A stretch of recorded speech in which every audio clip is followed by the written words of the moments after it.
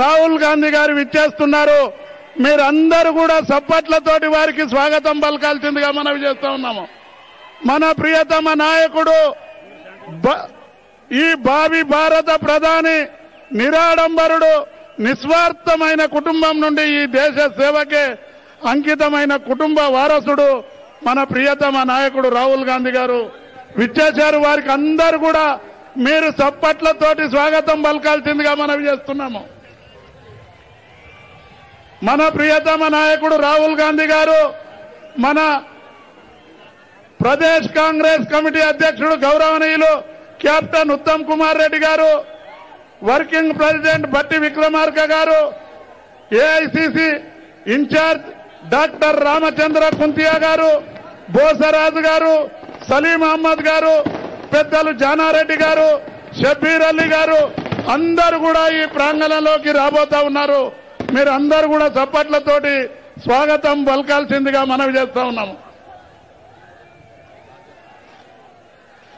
రాహుల్ గాంధీ గారికి మన ఈ రంగారెడ్డి జిల్లా ప్రజలందరూ, ఎల్బీ నగర్ ప్రజలందరూ కూడా చప్పట్లతో స్వాగతం పలకాల్సిందిగా మనవి చేస్తా ఉన్నాం.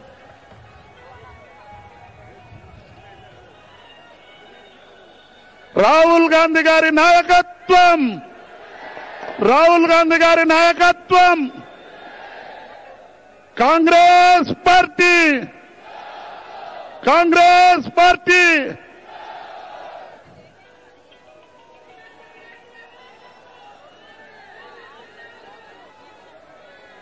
హలో,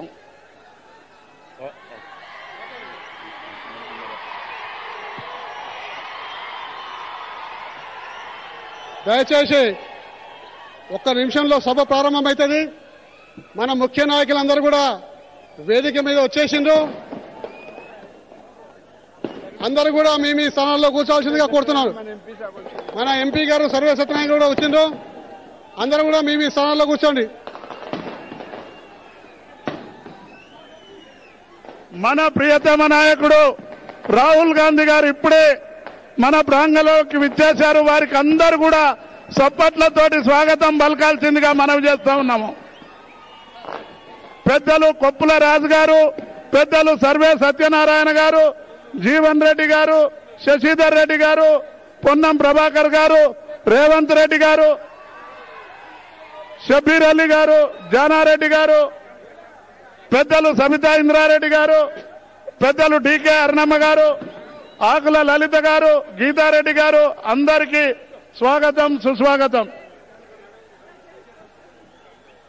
మన జిల్లా శాసనసభ్యులు డాక్టర్ వంశీ చందర్ రెడ్డి గారు, రామ్మోహన్ రెడ్డి గారు, ఏఐసిసి కార్యదర్శి మధు యాస్కి గౌడ్ గారు, వీరందరూ కూడా స్వాగతం, సుస్వాగతం. ఏఐసిసి కార్యదర్శి సంపత్ కుమార్ గారు,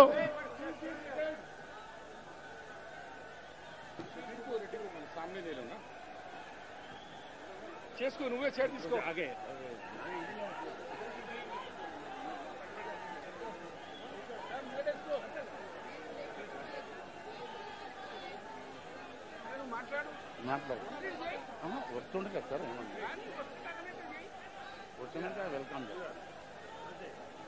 పెద్దలు ఏఐసిసి కార్యదర్శి డాక్టర్ చిన్నారెడ్డి గారు, ఆర్ దామోదర్ రెడ్డి గారు, వేదికను అలంకరించిన పెద్దలందరికీ స్వాగతం, సుస్వాగతం.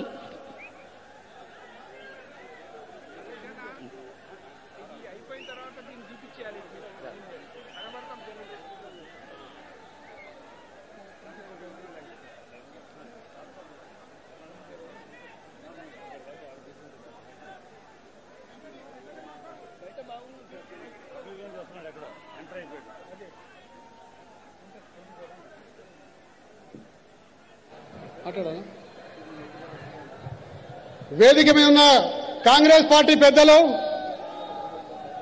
ఇక్కడ విచ్చేసిన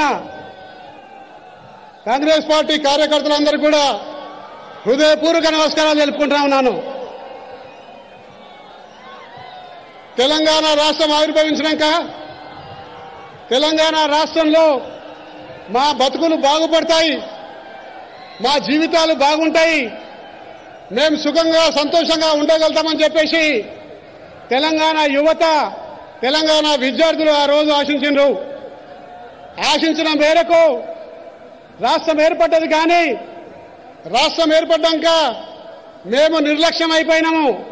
మమ్మల్ని నిర్లక్ష్యం చేసిండ్రు.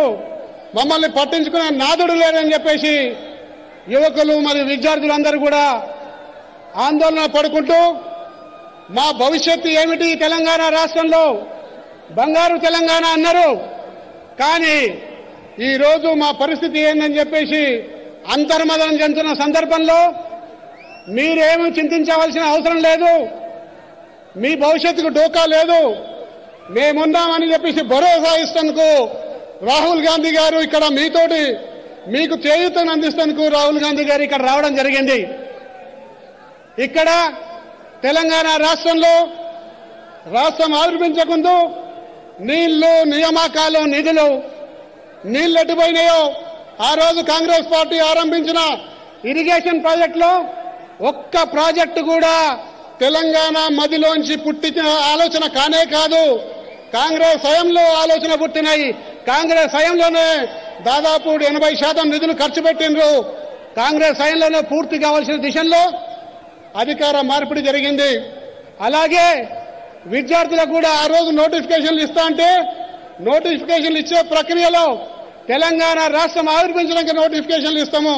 ఇప్పుడు నోటిఫికేషన్లు ఇస్తే అందులో సింహభాగము సీమాంధ్రులకు చెంతది, నోటిఫికేషన్లు ఇవ్వద్దని చెప్పి ఆ రోజు ఆపడం జరిగింది. దాన్ని ఆసరా చేసుకుని కేసీఆర్ గారు కళ్ళబొల్లి మాటలు చెప్పి బంగారు తెలంగాణను అరచేతిలో చూపెట్టుకుంటూ మీ బతుకులు బాగుపడతాయి, మీ జీవితాలు బాగుపడతాయి, ప్రతి ఇంటికి ఒక ఉద్యోగం ఇస్తా అని చెప్పేసి కేసీఆర్ గారు యువకులను, విద్యార్థులను నమ్మించినారు. ఆ నమ్మకంతో ప్రతి ఇంట్లో ఉద్యోగం వస్తుందేమో, ప్రతి ఇంట్లో మాకు వెలుగు వెలుగుతుందేమో, మా ఆకలి తీరుతుందని చెప్పే ఉద్దేశంతో ఈరోజు తెలంగాణ యువకులు అందరూ కూడా ఎంతో ఆశపడ్డారు.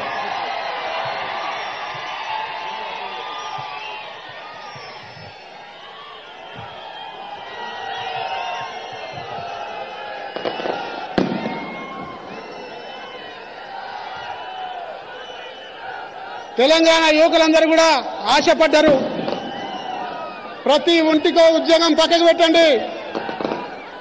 ఈరోజు ఇంటికో ఉద్యోగం అక్కడ పక్కకు పెడితే